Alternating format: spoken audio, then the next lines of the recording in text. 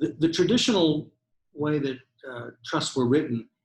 the trustee had to make distributions at, let's say, certain ages.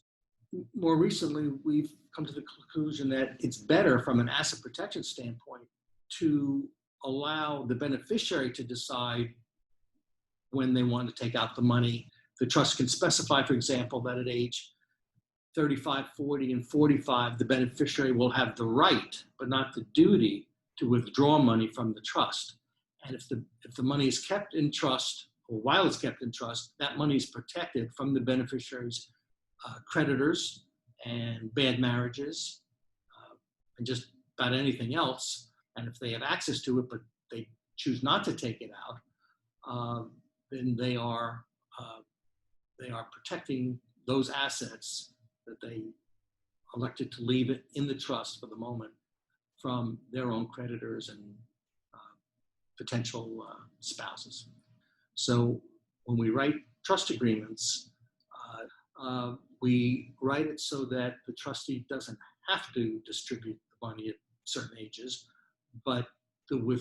beneficiary has a right to withdraw money at certain ages.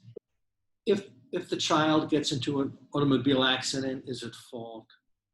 there's a judgment against the child for an amount over the policy limits, then that child is personally liable. So whereas if the trustee were under a duty to distribute money, then the beneficiary couldn't then say, well, I don't want it, because there would be an obligation of the trustee to pay it out. And if they have a right to withdraw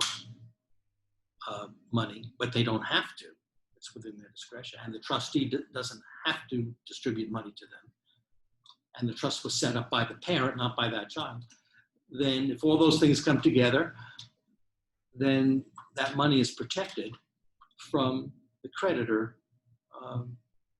in the law, the judgment creditor in this scenario. Whereas if the trustee were under an obligation per the trust agreement to distribute money at certain times to the beneficiary, then whether the beneficiary said, I want it or I don't, that money would be reachable by the creditor because the trustee has a duty